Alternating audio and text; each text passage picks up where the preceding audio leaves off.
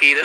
What did that look like? That might actually be okay, but the Toms is going to be a big wall to go up against. There's a lot of tankiness. Marksman will be good. You're going to need to match it. Oh, whoa. I did not expect It's been a while. I did not. Who does expect Alice anymore? We've seen Alice literally X times. 0 times. You can count in your hand, one hand, the number of times you've seen Alice in Season 9. I remember clearly at least once Super Marco played it. Three times you've seen it this season. Exact number. So Wow. But the times that Donut or Hat played it, that's a thing. I don't know. I don't think so. Donut is a marksman specialist. He is. This goes way deep, maybe in his amateur career, if he really had a solid Alice, though. Yeah. AP Esports fans, just chime off in the comment section in the chat if this is something that Donut plays. But Last season when Alice was like a really big goal pick, maybe. When Alice was the hotness. But right now, another look at the lineups. Still is. TNC, I love what they're bringing. Nexplay was though a little bit everywhere, especially with the last pick, Alice. But again, is this an answer to the dive-oriented lineup that TNC has? We're about to find out. Welcome to the land of Dawn. Game number 2.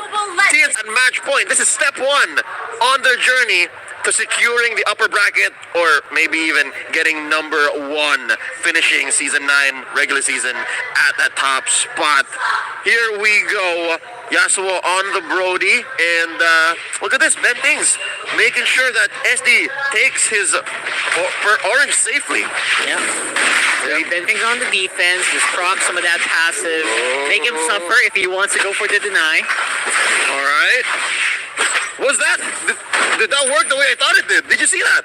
SD user retribution and it hit the rock Ursa. Yeah, I mean, he still got his orange buff, but ooh. There we go, Cadenza goes down. Punished by Escalera. Yeah, that was a lot of stuff to do for a little bit of a denier or a slowdown here, which goes to show it's a statement to how well TNC fought about that Cadenza pick, where they kind of expect a draw head, so they have a few heroes on the mid that can make him suffer if he tries to go for something quick.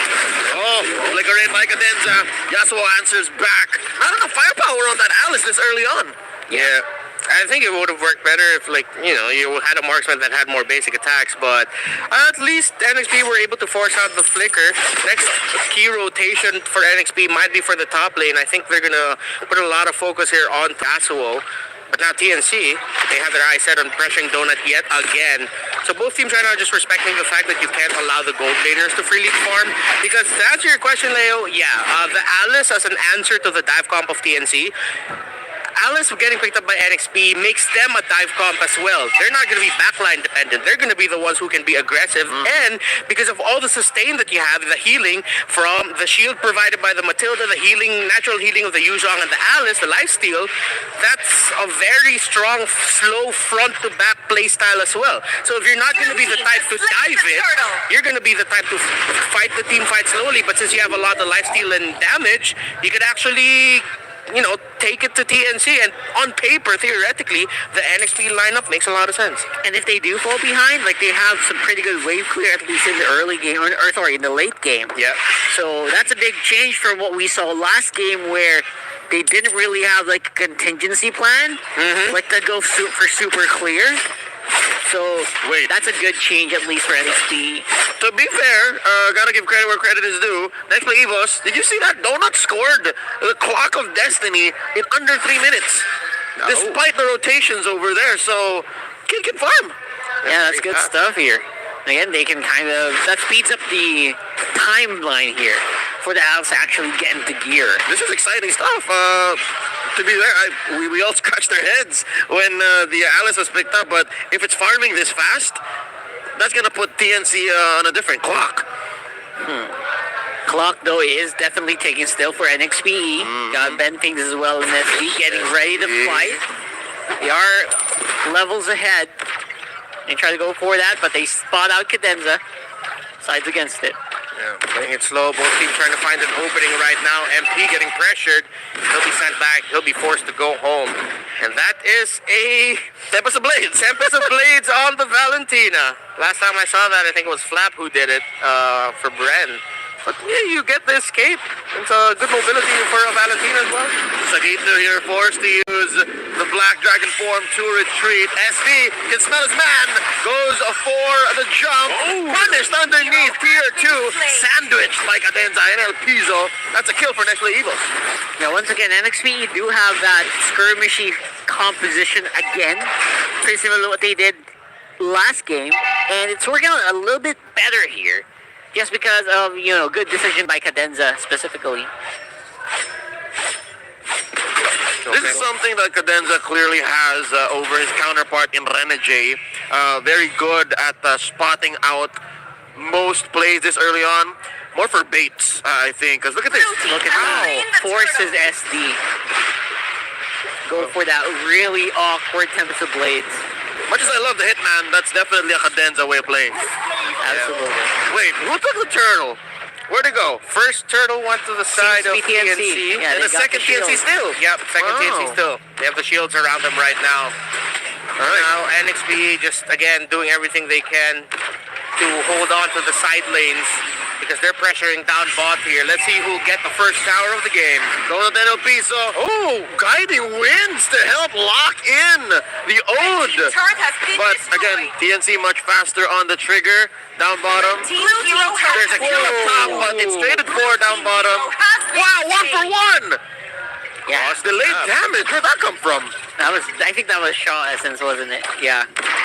From his corpse? Yes. Yeah. Seems to be. All right.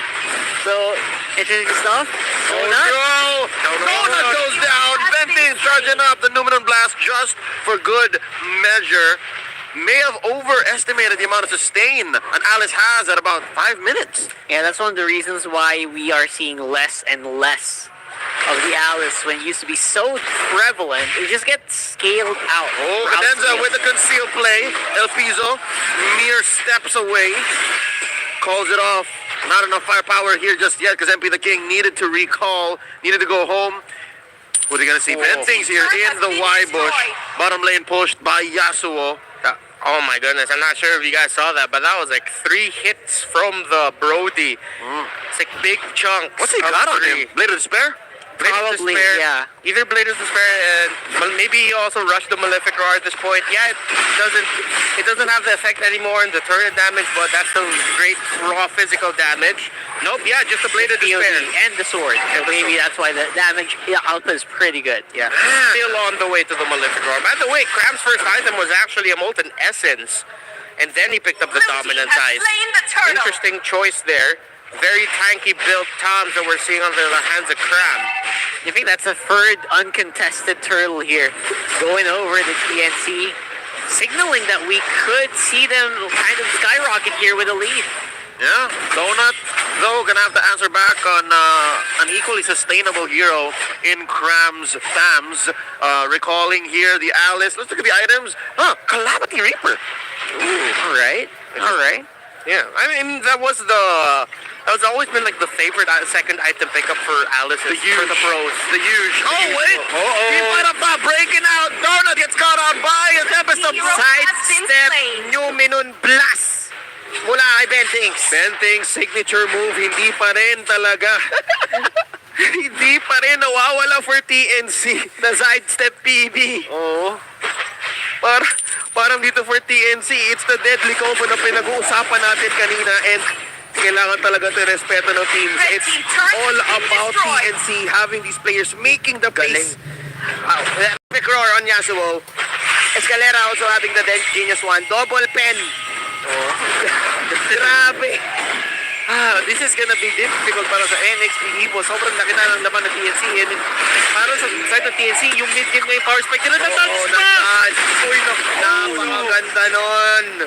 Yun yung mga tipong pwede mong i-clip at lagyan mo ng music. I-upload mo sa TikTok. Sabay may kantang malupit. Sabay may kantang malupit. Oh, sinimulan. Iba yan eh. Sinimulan ni Cadenza yun na wala naniniwala sa paligid niya. Mga blankong pahina. Kaso sabi niya, Kaso ano talaga kasi dinudge ni SC. Escalera. Gamit yung 10 pesos blade. Tapos sinunakaw niya. Oo. Susunod na naman. Ben Diggs. Okay, it will miss. There you go. Finally, a team fight. Sige to. Pinwersa lang nila. At gusto nila kunin yung Lord. At napwersa nila yung use ng ultimate. This time si Escalera, meron siyang ultimate na pwede niyang gayahin kahit sino mula sa NXP. Ram already zoning out the members of NXP. Nakapwesto na ulit. Textbook TNC. Grabe yung TNC dito. TNC things. Plain and simple. Paano mo ika-counter ang isang ganitong systematic team? Alam mo, for TNC having this Valentina, meron sila mismong counter para kay Ling. Siya na yun. Yung ginagaya niya, no? This, the previous game, ang lagi niya ginagaya si Sagito. Si Escalera naman, Ling yung lagi niyang hinahawakan. Hindi dahil sa damage, pero dun sa dodge mechanic. Yeah. 10 peso blades ng siya lang mag-isa. Oo. Walang nabato si Cadenza. Doon nalito si Cadenza. Pag-flicker niya. Oo yun na yun eh. Ramdam mo na yun eh. Klarong-klaro dito na ang TNC ay talagang nagliliyab pa. Lumalagablab pa ang Phoenix Army. Ayaw na ayaw nila magbigay. 4-2, a low-scoring game, guys. Nakuha na ni Escalera ang ulti dito, ni MP the King. There you go. Na pwede din mag-initiate ng team fight or follow up. Si MP yung ninakaw din naman. IMU.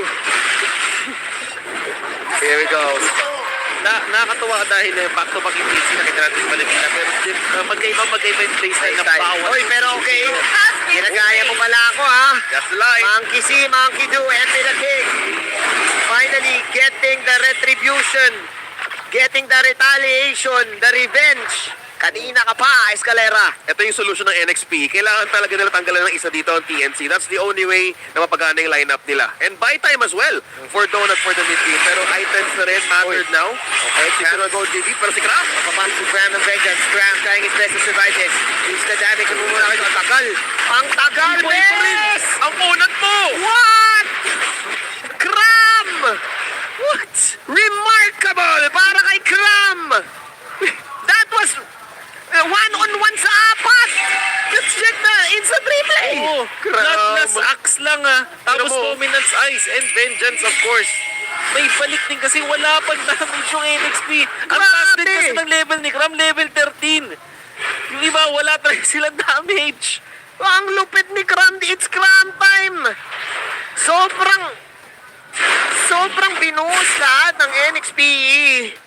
Yung damage nila kay Kram, pinindot lang ni Kram yung vengeance at Conquerant Inferno. Alam mo ano sinabi niya? Oh, All of that for a drop of blood. wow. Binuhos nyo lahat. All of that. For a drop of blood. Kram making his mark. Iba talaga pag may face. Iba talaga. Can take on fort. Grabe, Kailangan ko to i-try. apat na kalaban yun. Nagalit na si Kram man. Si Mad Kram. Something in the way. At sa presensya pa lang, siya ang nagpapalabas ng back signal. Kailangan mag-back ng Nxp Evos from that. At yung zone out na rin nung nagagawa dito ni Kram, may kakaiba na 0 deaths, 0 kills, 1 assist. Grabe.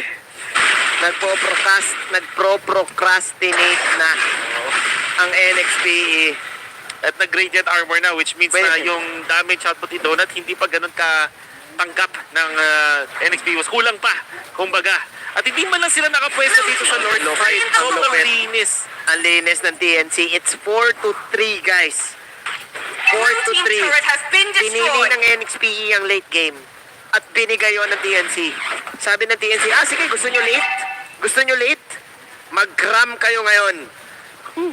0-0-1. But how do you win this kung apat na nga kayo, hindi nyo pa mapatumbay yung isa? Yeah. Momentum breaker ng TNC. May Demon Hunter Sword naman doon si Ling, pero wala si Ling nung 4v1 na yon. Yes. So if ever na doon si Ling, pwede pa siguro na makuha ito. So that wasn't the case. So it's all in MP the King for the damage output. Ito yung sacrifice na sinasabi natin kanina, Wolf. Red team face Kapag meron kang alis sa lineup mo, Yung late game, kailangan talaga papagana. Pero si LP nasa likod, ah. mag-aabang siya ng pwedeng pumesto. Pero mukhang libre yung magiging tower this time.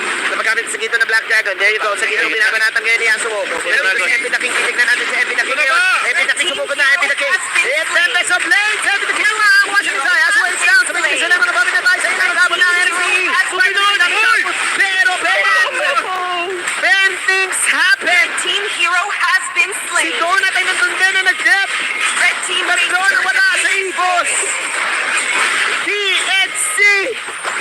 Hindi pa rin pagbibigyan. Neglecting NXP. Para sa kanilang 1 point. TNC Nxp. slain. Pwede mo nang ilista. Dahil may bago ng libro. At ayan ay ang textbook TNC. Play mo na yung nothing's gonna stop us now. That is TNC. Rising to the simple things and execution at ang kanilang picks talagang nagmatter ngayon in this match. Back-to-back Valentina games, magkaibang pwesto natin nakita, same result. Para sa TNC, alam nila kung paano nila i-execute yung kanilang mga team fights. In a way na parang wala kang nangyayaring team fights kasi hindi na muna pinipigilan agad nila bago Yeah. pa sumabog yun. Yeah, At dahil sobrang dami na nilang items, na-overload nila yung NXP dun sa last clash. Always rise.